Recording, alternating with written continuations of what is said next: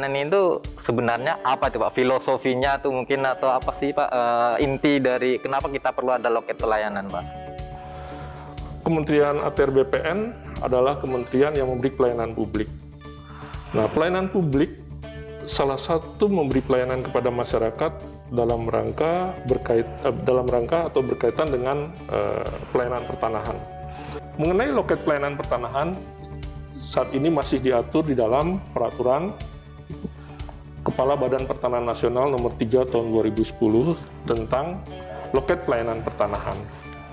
Loket pelayanan pertanahan adalah salah satu tolok ukur dari kinerja Kementerian ATR BPN. Dan yang kedua, kalau kita lihat di sini, loket pelayanan pertanahan kualitasnya merupakan bagian dari membangun kepercayaan masyarakat. Oh, biar Trust masyarakat building. trust buildingnya ya Pak. Kepada Kementerian ATR BPN. Kira-kira ada nggak sih Pak kayak standarnya atau mungkin minimal untuk jadi loket pelayanan seperti itu Pak? Baik Pak Munir. Kalau kita lihat mengenai loket pelayanan pertanahan itu mempunyai 4 fungsi. Kalau kita lihat di sini, loket pertama pelayanan mengenai informasi. Oh, informasi. Pertanahan. Ya. Yang kedua, loket administrasi, pelayanan administrasi pertanahan. Kemudian yang ketiga, loket pelayanan pengaduan masyarakat. Dan yang keempat, loket pelayanan keuangan. Oh, jadi ada 4 paling tidak untungnya Pak, bisnisnya yang perlu kita sediakan di loket pelayanan itu ya Pak. Ada 4 fungsi. 4 fungsi, paling baik. tidak sudah disediakan 4 loket ini. Ada nggak Pak faktor-faktor yang bisa kita kita improve gitu Pak terkait dengan loket pelayanan? Dalam rangka peningkatan kualitas pelayanan loket pertanahan, ada 3 hal yang menjadi perhatian. 3 ya Pak ya? Ya, yang pertama petugas loket. Tugasnya, oke. Petugas loket di sini.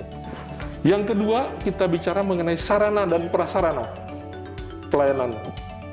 Dan yang ketiga, kita bicara mengenai standar pelayanan dan pengaturan pertanahan. Nah, kalau terkait dengan yang pertama nih Pak, yang SDM-nya, petugas loketnya, kira-kira apa yang bisa kita tingkatkan dari sisi itu Pak? Dalam rangka meningkatkan kualitas petugas loket pelayanan pertanahan, kita lihat di sini petugas pelayanan loket pertanahan dibagi 2. Ada petugas loket pelayanan pertanahan sebagai penanggung jawab. Yang kedua, mungkin kita biasa mendengar petugas pelaksana. Petugas pelaksananya kayak Mbak ini ya Pak ya? Ibu-ibu di depan ini sebagai petugas pelaksana yang biasa kita kenal, kita sebut langsung petugas loket. Nah, mengenai petugas loket ini, diharapkan untuk meningkatkan kualitasnya mempunyai kemampuan Pak Munir. 1, mempunyai kemampuan mengenai peraturan-peraturan perundang-undangan, khususnya peraturan perundang-undangan bidang pertanahan. Yang kedua, sikap dan perilaku. Itu juga menjadi perhatian untuk peningkatan kualitas dari petugas loket pelayanan. Yang ketiga, mungkin kita bicara juga mengenai penampilan. Bagaimana kita menghadapi orang, perilakunya, bagaimana penampilan kita, apakah sudah rapi. Yang tidak ada penting juga, apa Pak Munir? Disiplin. Disiplin. Bagaimana pemohon sudah hadir, petugas loketnya tidak ada. Belum ada kosong. Ya. Baik. Ya. Dan jangan lupa satu lagi, yang mempengaruhi kemampuan dari petugas loket, pengalaman. Pengalaman, baik. Pengalaman. Nah, bagaimana sekarang pertanyaannya sebagai penanggung jawab? Kalau kita mengatur kepada peraturan perundang-undangan yang disebutkan tadi, peraturan Kepala BPN nomor 3 2010, itu disebutkan pejabat selevel eselon 4. Eselon 4, kalau di kantor dikasih sebagai gitu ya Pak, penanggung atau jawab. kasubag, PU. Atau bisa juga yang disebut, kalau kita mungkin masih ada eselon 5, kasupsi, tapi sekarang kan udah nggak ada, ya. itu bisa menjadi penanggung jawab dari petugas loket. Baik. Tetapi untuk kantor-kantor pertanahan yang cukup padat pelayanannya, ini pun bisa didelegasikan kepada analis pertanahan yang punya pengalaman. Pengalaman itu jadi ya Pak. Karena kalau kita Pak Munir bisa bayangkan, kalau kasih pun harus sampai turun ke loket untuk mengawasi dan membina pelaksanaan pelayanan loket. Waktu dia sudah tersita di situ. Betul. Nah, dan yang paling penting lagi Pak Munir, supaya ada pertanggungjawaban dalam melaksanakan tugas, biasanya kepala kantor mengeluarkan surat keputusan mengenai penanggung jawab loket dan petugas pelaksana loket. Itu Pak. Baik. Berapa lama kalau ditanya Pak Munir misalnya? Paling lama kalau menurut ketentuan mungkin paling lama 2 tahun. Oh, SK-nya itu 2 tahun, nanti ada perubahan lihat gitu, situasi dan kondisi. Oke. Ada kantor pertanahan 1 bulan pun sudah dilakukan rolling di sini. Agar mereka semua memahami mengenai jenis-jenis pelayanan yang ada, Pak. Baik, jadi maksimal 2 tahun ya Pak untuk petugas loket, dan itu tadi faktor SDM ya atau petugas loketnya. Nah, terkait dengan sarana dan prasarana nih, kan kita juga ini sudah ada jelas nih, ada loket 1, 2, 3, 4. Mungkin apakah itu ada juga ininya Pak? Bisa kita tingkatkan lagi. Baik, itu Pak. Pak Munir. Kalau kita bicara sarana prasarana, yang pertama kita lihat loketnya itu sendiri. Ada 4 tadi fungsi pelayanan. Yang kedua, desain dan tata letak. Oke. Ya, itu sangat mempengaruhi dalam proses pelayanan, desain dan tata letak. Misalnya kita bicara pencahayaan, bagaimana petugas loket misalnya harus berhadapan kalau ada matahari. Dan itu fleksibel ya Pak ya, maksudnya tergantung kantor pertanahan. Baik. Nah itu, kemudian tata letak ini sangat mempengaruhi. Kemudian di dalam sarana dan prasarana, yang selain desain dan juga tata letak, yang ketiga kita bicara apa? Peralatan. Tersedianya PC komputer, tersedianya ada printer, yang ini adalah salah satu peralatan yang disiapkan. Dan jangan lupa, bentuk loket pun mempengaruhi Pak. Bagaimana kalau pelayanan loket, petugas pelayanannya duduk, pemohonnya berdiri? Oh iya. Kasian Pak. Atau loketnya kita buat terlalu tinggi, jadi semua duduk begini. Nah kita mencoba membuat, ini tergantung dari inovasi dan kreasi masing-masing kantor pertanahan. Kemudian juga jangan lupa dalam tata letak perlu dibuatkan apa Pak? Flowchart pelayanan, jenis-jenis pelayanan. Ini penting, informasi terkait flowchartnya. Ya.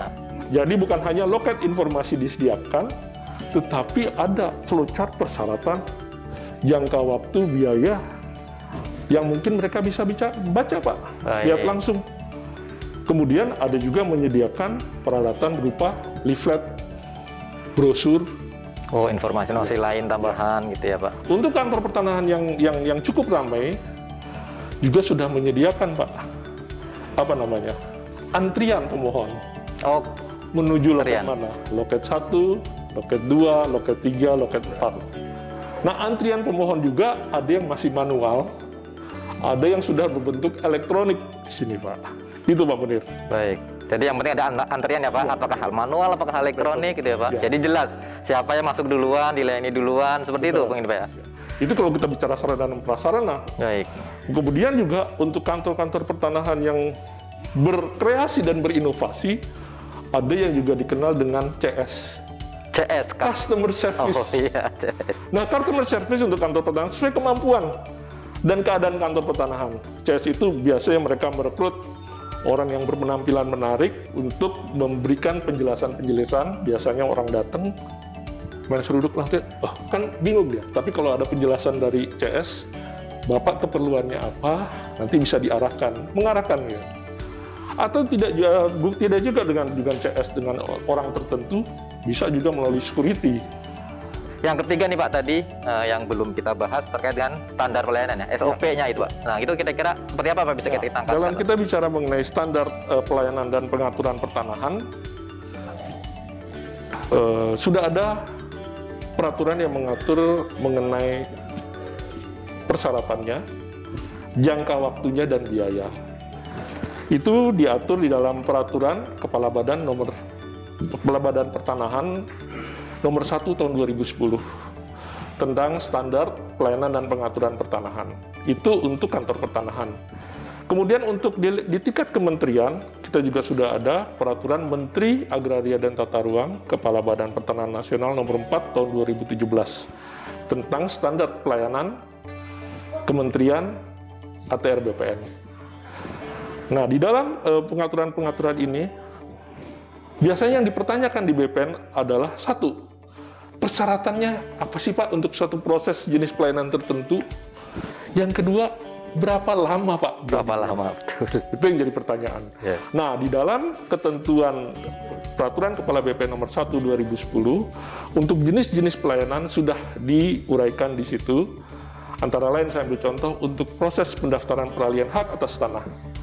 Di dalam ketentuan peraturan itu disebutkan 5 hari kerja memang waktu itu di aturan itu.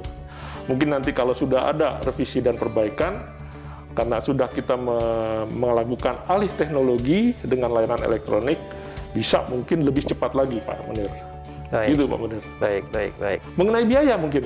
Nah, biaya itu Pak, itu yang penting Pak. Kita adalah mengenai biaya penerimaan negara bukan pajak. Betul. Itu bisa dilihat di dalam peraturan pemerintah nomor 128 tahun 2015 mengenai jenis tarif jenis pelayanan PNBP di Kementerian ATR BPN. Itu Pak Munir. Baik Pak Ainyo, terima kasih. Jadi tadi yang SOP yang kita tampilkan itu mungkin termasuk yang saran tadi ya Pak, yang tadi Bapak sarankan ditampilkan mungkin di sini gitu ya Pak. Ada biayanya, ada berapa hari jangka waktu. Nah, itu yang mungkin bisa lebih memberikan informasi kepada masyarakat gitu ya. Baik. BPN sudah menyediakan loket pelayanan sebelum pemohon itu mengajukan bukti dokumen-dokumen asli, dia dapat memanfaatkan aplikasi Loketku yang sudah disediakan dengan melogin atau mengunduh loketku.atrbpn.go.id. Nah, prosesnya pemohon sudah mempunyai akun dulu agar bisa login ke Loketku ini. Nah, biasanya di dalam aturan kita dengan adanya Loketku itu yang sudah terverifikasi di aplikasi Sentuh Tanahku. Nah, pemohon nanti setelah masuk login dengan akun yang diperoleh dari yang dimiliki oleh pemohon, dia bisa mengunggah dokumen-dokumen permohonan di dalam aplikasi tersebut yang nanti akan secara elektronik divalidasi. Baik, terima kasih Pak Ainyo. Sore ini kayaknya produktif sekali nih Pak. Kita sudah membahas terkait dengan loket pelayanan pertanahan. Dan ya, semoga di lain waktu Pak kita ada sesi lagi untuk membahas hal-hal yang lain. Bagaimana gitu persiapan kita menjadi institusi yang berstandar dunia. Terima kasih Pak Munir. Ya. Semoga ini bermanfaat. Amin. Baik, terima kasih Pak Ainyo. Terima kasih Pak Munir. PPSDM Road to Korpu. PPSDM mencetak ASN muda unggul.